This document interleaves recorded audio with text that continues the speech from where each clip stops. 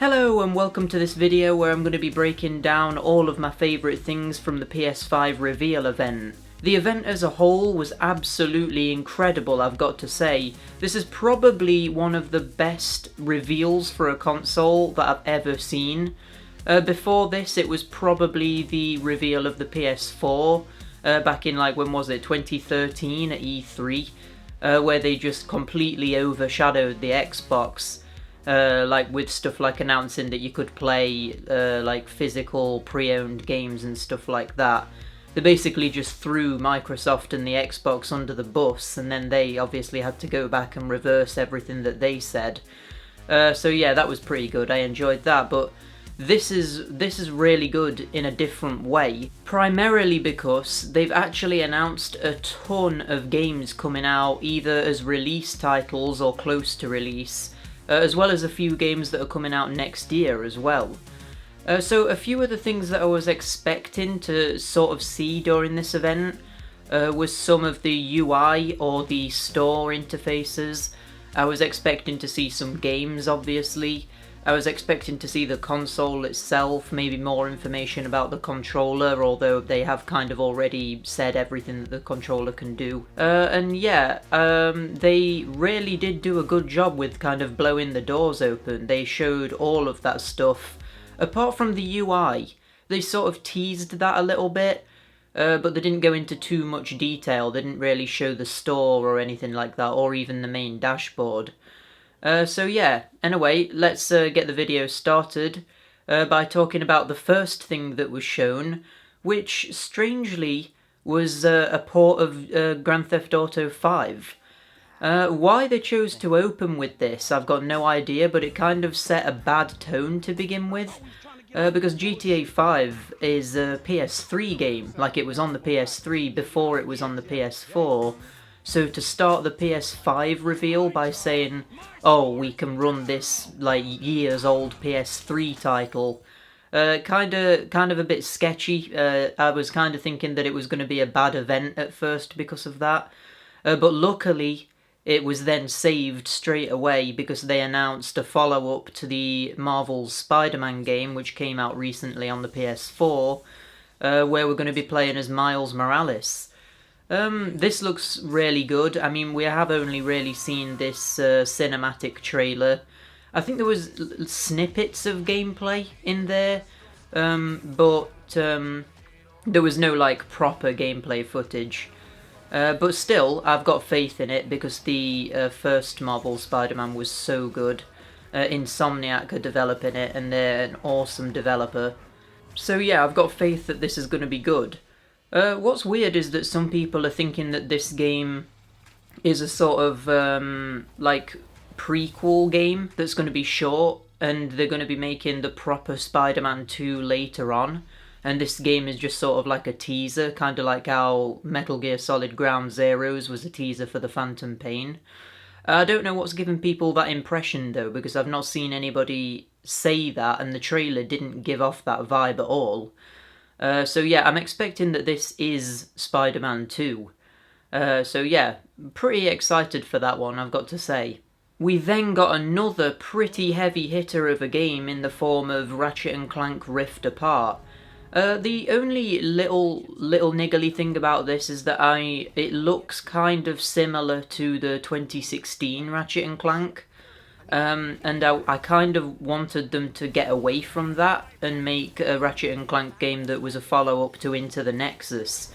Because I feel like if it's a follow-up to the 2016 one, which was a remake of the first game, it kind of just ignores the legacy of Ratchet and Clank.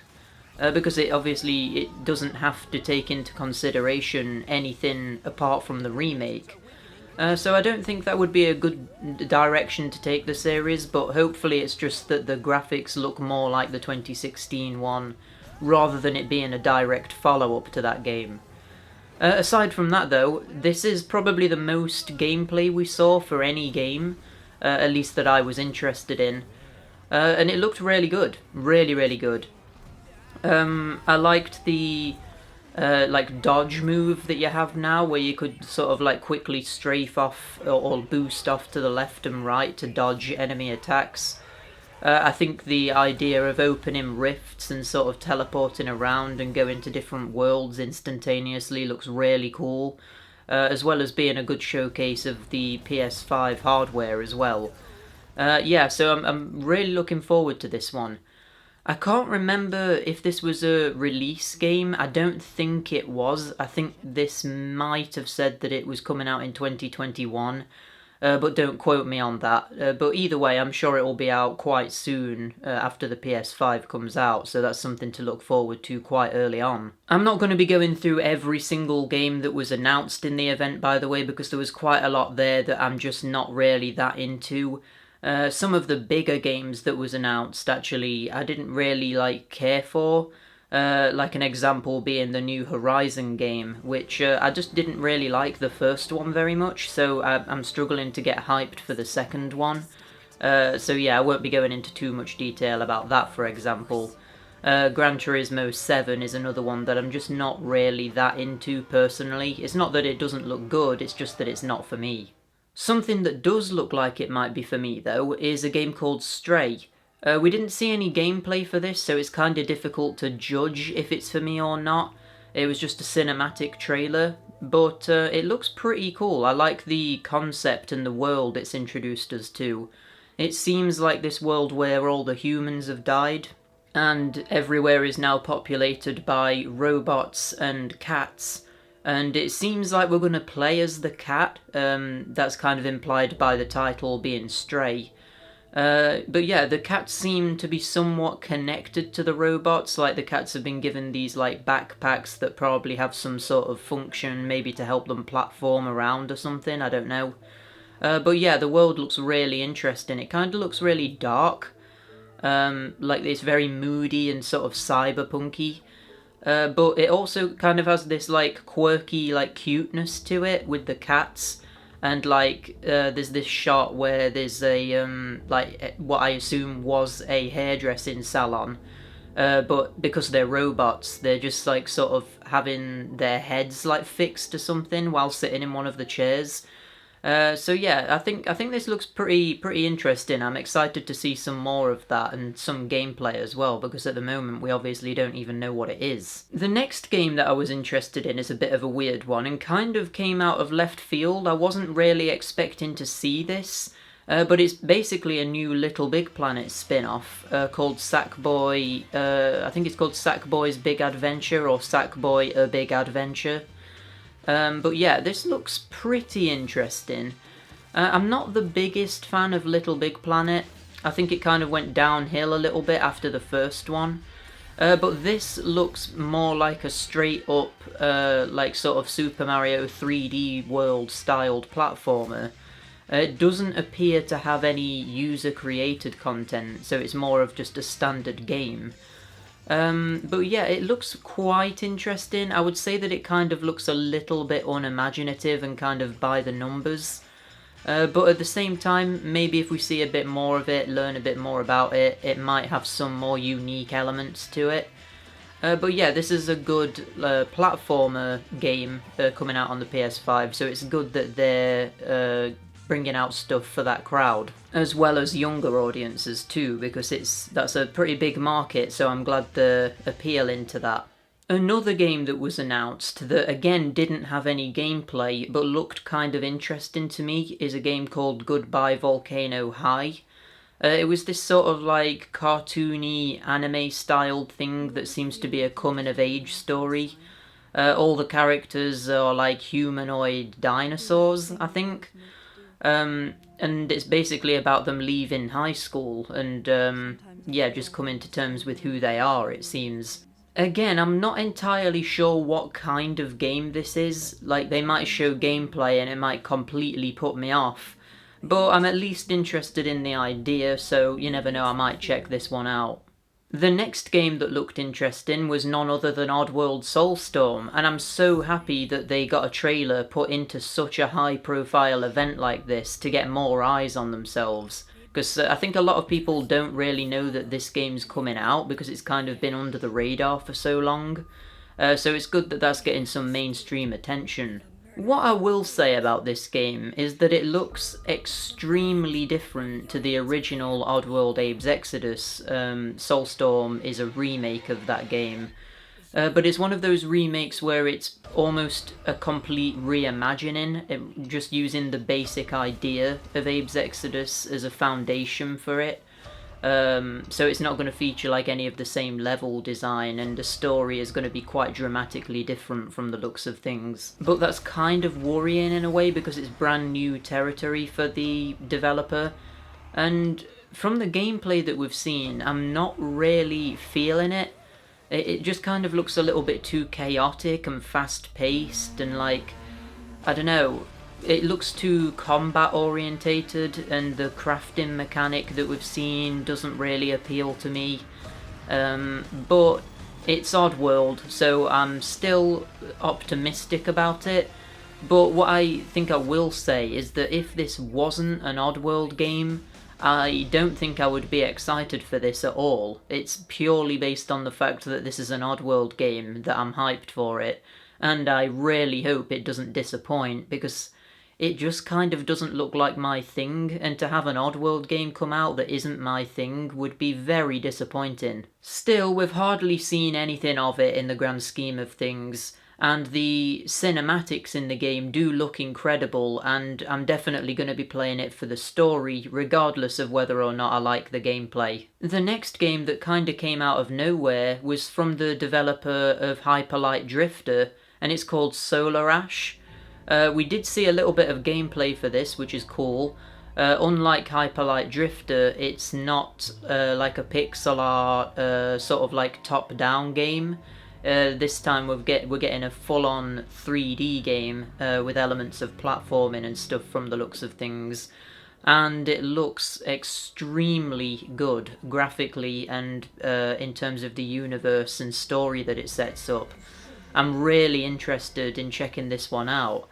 Despite me having wanted to play Hyperlight Drifter for so long, I've still not gotten around to it, and I think I would absolutely love it. So I'm definitely going to play that soon, and that'll probably get me even more excited for this new game that they're making as well. But yeah, just based on what I've seen of this alone without having played Hyperlight Drifter, it looks incredible. The next game that's announced, I'm actually kind of like a little bit disappointed by, even though it looks good.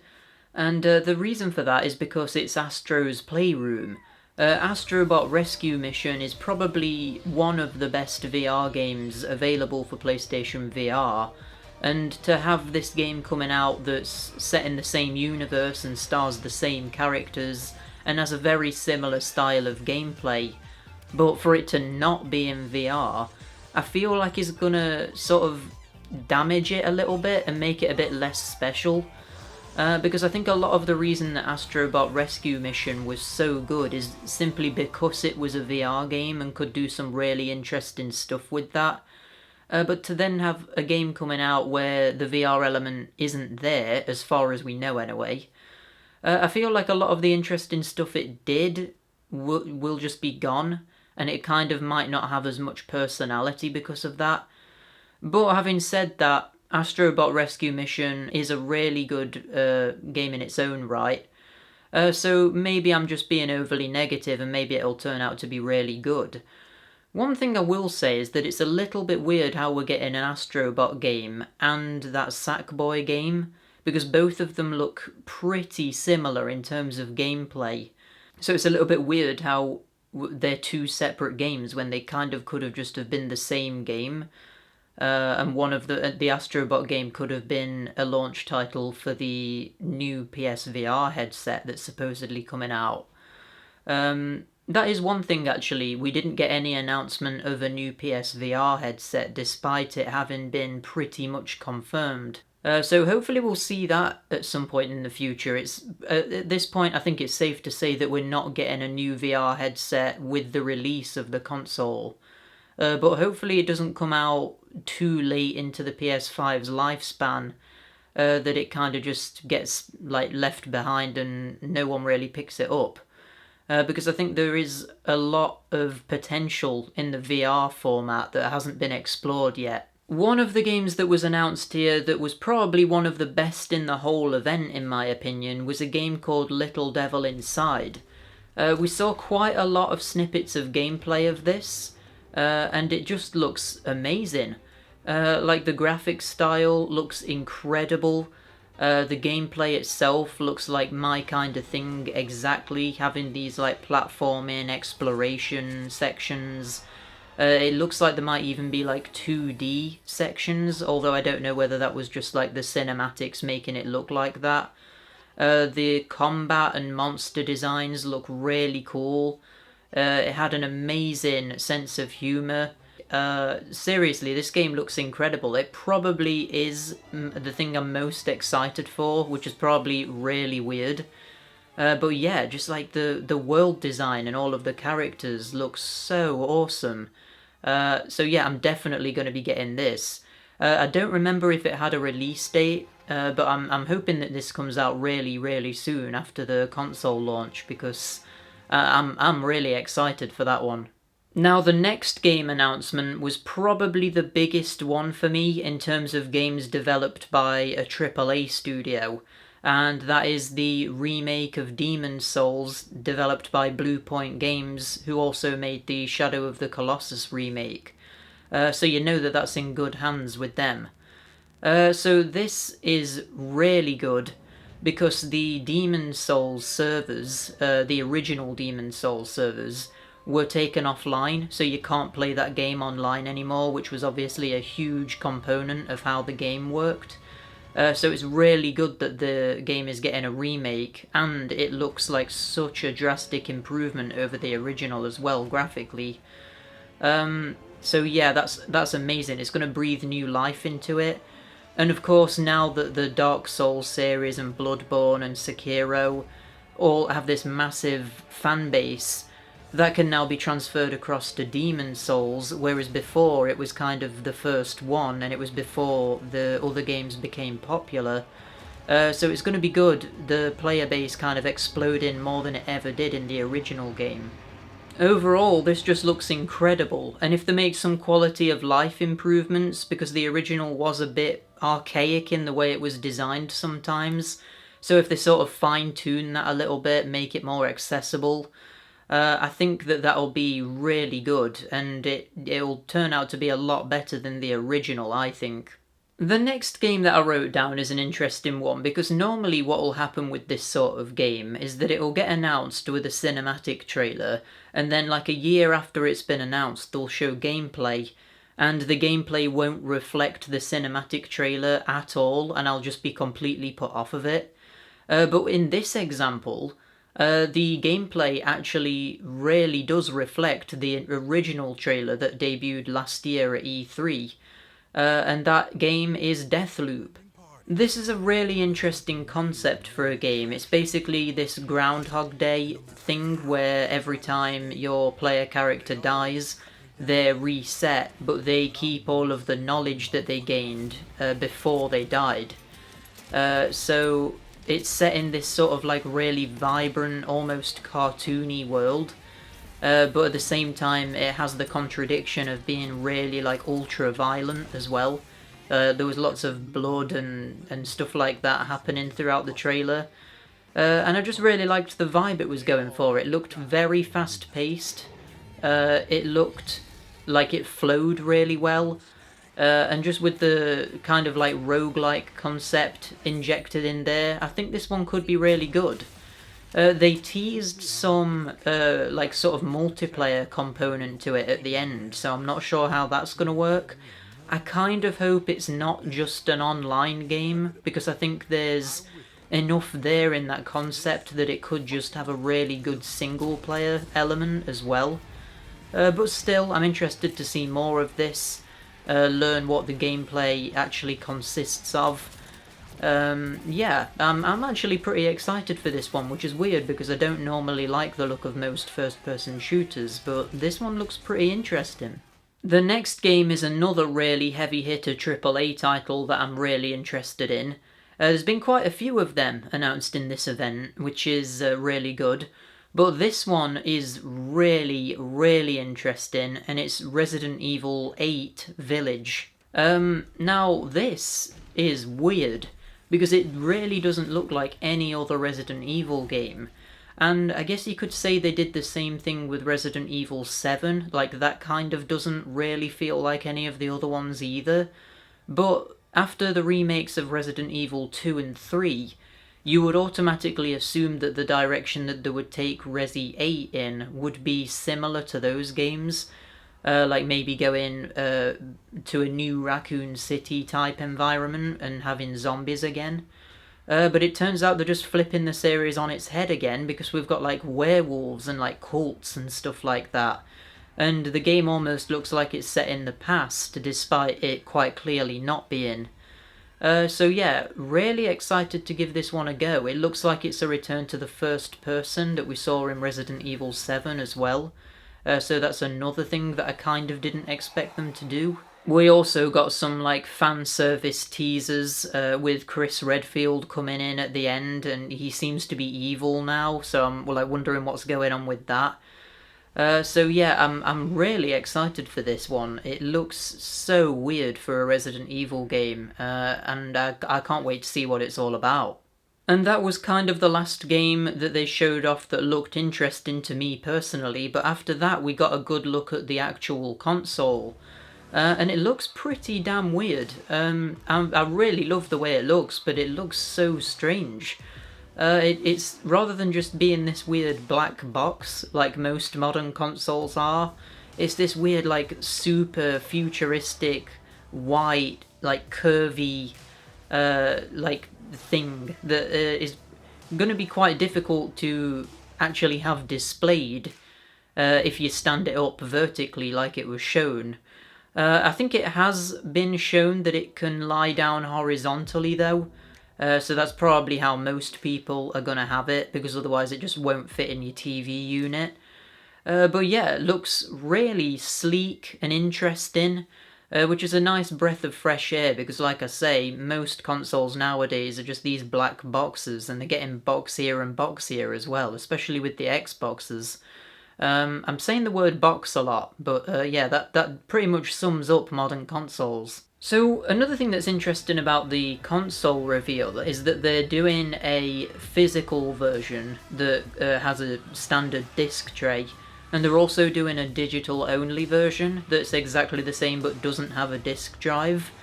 I don't really understand why anybody would want to get this digital version, because yeah, sure, you might download all of your games, but surely at some point you're gonna want to play a disc. Like, you're not gonna be able to, like, lend people your games, you're not gonna be able to buy used games, you're not gonna have any of the advantages that comes with having a game on a disc, like the fact that, I don't know, like, it'll save space on your hard drive by having it on a disc. Like you won't need to do as big of a download to get it working. And plus just having something nice to display on your shelf so you feel like you're getting more for your money. There's so many advantages to having physical games that I don't really understand why anybody would want to get the digital-only version of the console, because it just completely locks you out of a big component of video games. But either way, I guess it is nice for people that think that they're only gonna get games digitally. But I do think it would be a mistake buying that version of the console. It's probably gonna be slightly cheaper, I assume, but surely not by a significant amount. So I'm not sure exactly what the deal is with that. I'm not sure if that's a wise decision to have two versions of the console like that, but hey, it's there. They also showed off some of the accessories that you're going to be able to get with the PS5, like this headset, a charging stand, and a couple of other bits. But yeah, I might end up picking up the accessory pack just to have like the headset, I guess. Oh yeah, it showed off a camera as well. I guess the camera is probably the most interesting aspect of the accessory pack actually, because why would you need one of those cameras unless it was to work with the new VR headset? I don't really see the point in getting a camera if you've not got a VR headset, because as far as I'm aware, the only function of the PlayStation cameras is to work with the VR headset. There's probably some like obscure games out there that do use the camera in some other way, but they're few and far between. But yeah, as a whole, I think this event was absolutely incredible. They showed off so many both high-profile games like Resident Evil 8 and the Demon's Souls remake, the new Ratchet and Clank, the new SpiderMan, all of these really heavy-hitter AAA games that I'm interested in. But then they also had a ton of these really cool-looking indie games as well. Like they had Oddworld Soulstorm there, which is really cool and good for the company. They had Little Devil Inside, they had Stray. So many interesting experiences, and such a diverse range of games as well. They also had the platformers, like the new Astro and the new Sackboy game. Really good, really diverse library of games that they've introduced to us. And it's really shown off that the PS5 is going to be a console where they're aiming it towards everybody. Like, no matter what kind of game you're into, there's going to be something there for you pretty soon after the console comes out, which I think is an amazing strategy. Like I said at the beginning of this video, I honestly think that this is one of the best console reveals that any company has ever done. I'm kind of interested to see what Xbox are going to do after this, because they're going to need to pull out some really big guns to compete with this. So yeah, I'm definitely going to be keeping my eye on them as well. If their event's good, I might do another video like this all about it. But to be honest, I don't see their event being that great. Especially because Sony seem to have nabbed all of the high-profile third parties, like Capcom. So yeah, I'm really, really not sure what Microsoft are going to do about this situation. But I hope they've got something up the sleeve. Anyway, that was just some of my thoughts about the PS5 reveal event. Let me know down in the comments what some of your highlights were. There were a lot of big games that I've not talked about, again, because just they don't look like my sort of thing. Or like I didn't like the original game that they're a follow-up to, so I wasn't really feeling it. So yeah, let me know down in the comments what your favourite stuff was. And let me know as well what you thought about the event as a whole. I think it was amazing. But anyway, if you enjoyed the video, give it a like, leave a comment down below like I said, subscribe to see more stuff like this coming soon, and until the next video, bye!